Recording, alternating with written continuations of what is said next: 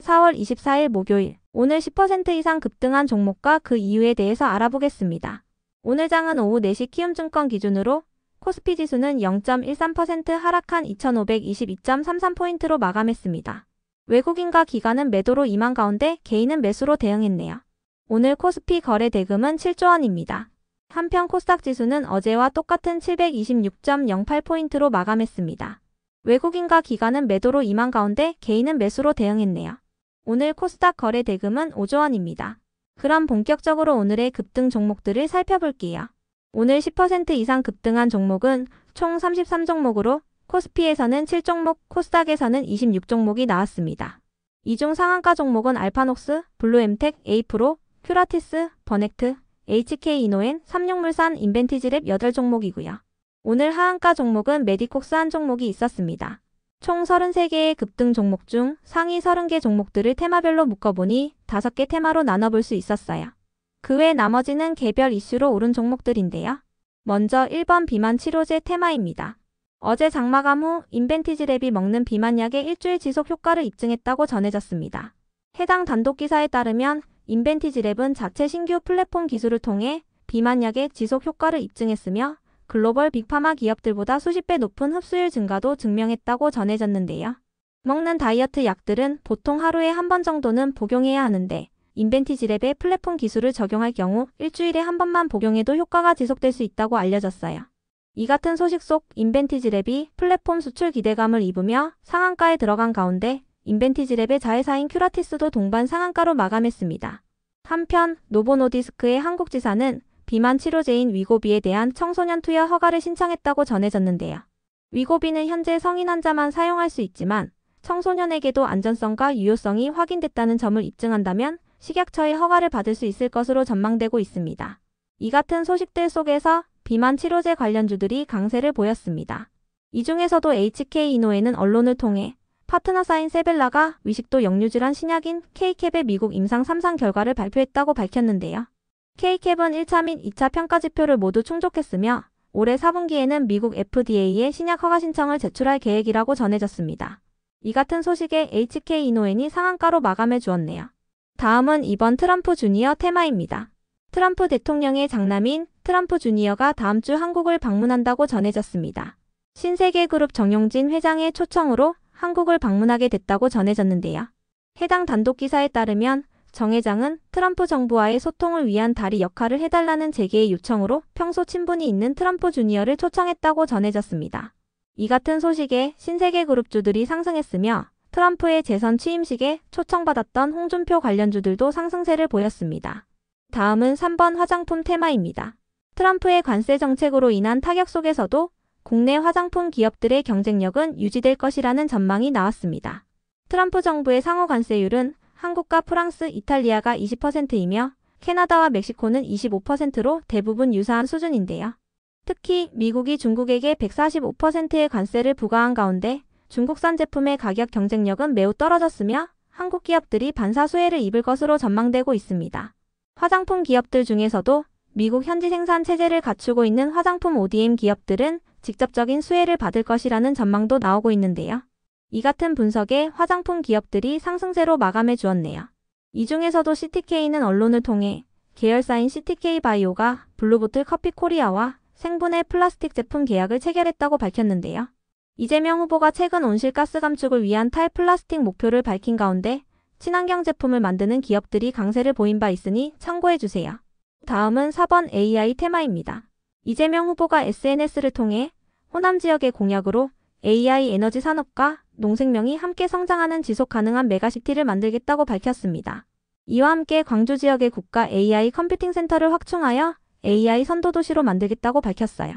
한편 국민의힘의 안철수 후보와 개혁신당의 이준석 후보는 내일 AI 기술 패권 시대에 대한 주제로 토크를 진행할 예정이라고 전해졌는데요. 이 같은 소식들 속에서 일부 AI 관련주들이 정책 수혜 기대감을 입으며 상승세를 보였습니다. 다만 오늘 AI 관련주들의 등락률은 엇갈리는 모습이 나왔으니 참고해주세요. 이 중에서도 버넥트는 어제도 상한가로 마감했던 종목인데요. 버넥트는 정부의 AI 반도체 해외 실증 지원 사업에 선정되었으며 피지컬 AI 시장에 본격적으로 진출한다고 전해졌어요. 이 같은 소식이 지속 호재로 작용되면서 버넥트가 이틀 연속 상한가로 마감했습니다. 해당 지원 사업은 인공지능 반도체의 설계 및 제조 기술과 AI 솔루션을 해외에서 검증할 수 있도록 2년간 지원하는 사업이라고 알려졌습니다. 그 밖에도 오브젠이 흑자 전환 기대감을 입으며 강세로 마감해 주었네요.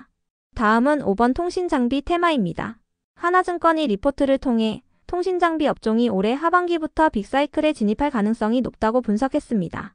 특히 올해 가을부터는 미국과 한국에서 주파수 경매가 이뤄질 것으로 전망되기 때문에 통신장비 업종에 대한 관심을 높일 필요가 있다고 설명했는데요. 주파수 경매 일정을 감안했을 때 올해 4분기부터는 국내 통신장비 기업들의 실적이 본격적으로 호전될 것이라 전망했어요. 이 같은 분석 속 통신장비 기업들이 실적 기대감을 입으며 강세를 보였습니다. 다만 이 중에서도 옵티코어는 어제도 특별한 호재 없이 18%의 급등세를 보인 바 있으니 참고해주세요. 한편 우리로는 개별 이슈가 동반되었는데요.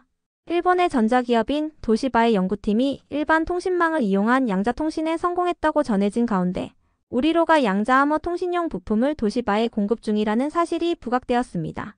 도시바 연구팀은 고가의 극저온 냉각 장비 없이도 양자통신에 성공했다고 알려졌습니다. 그 외 나머지는 개별 이슈로 오른 종목들인데요.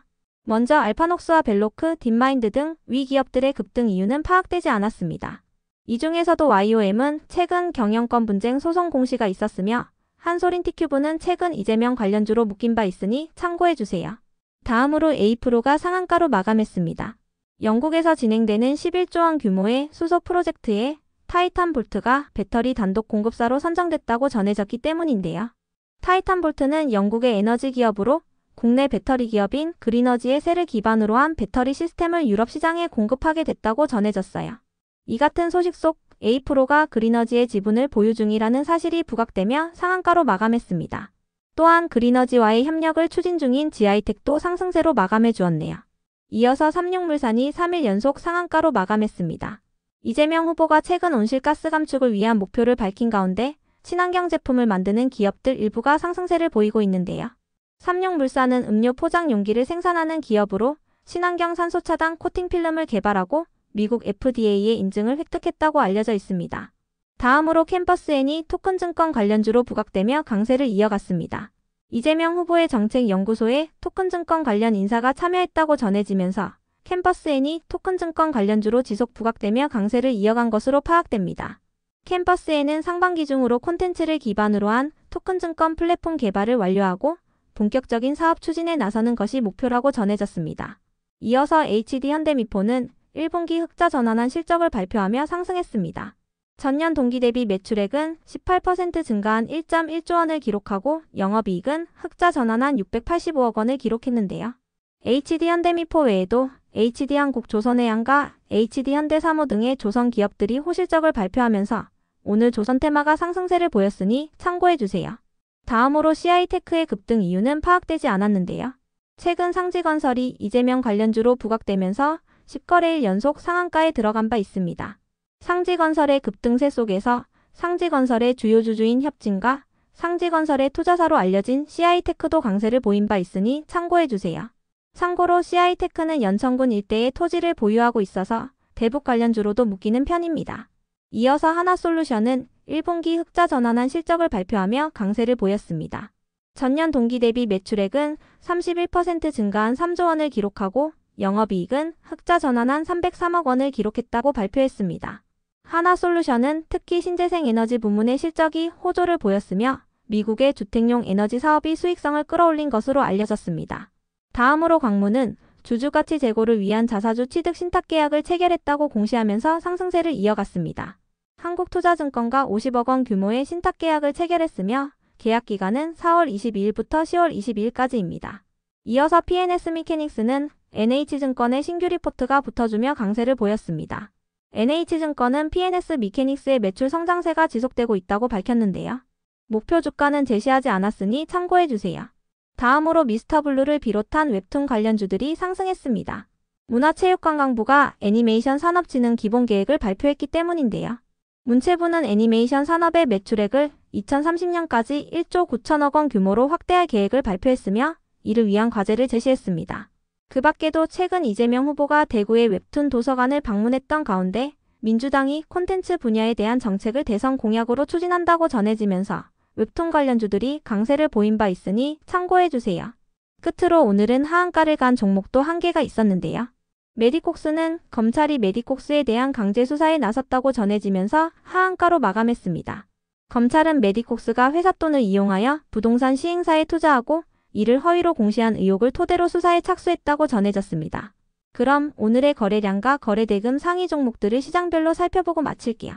대체거래소 도입으로 인해 3시 30분까지의 데이터와 다소 차이가 있을 수 있습니다. 먼저 코스피 시장에서 거래량 상위를 기록한 종목을 살펴보겠습니다. 1위가 동양철관, 2위는 대한제당, 3위는 신세계 INC, 4위는 하나솔루션, 5위는 삼성전자, 6위는 두산에너빌리티, 7위는 삼성중공업, 8위는 제주은행, 9위는 신성ENG, 10위는 그린케미칼입니다. 이 중 10% 이상 상승한 종목은 신세계 INC, 하나솔루션입니다.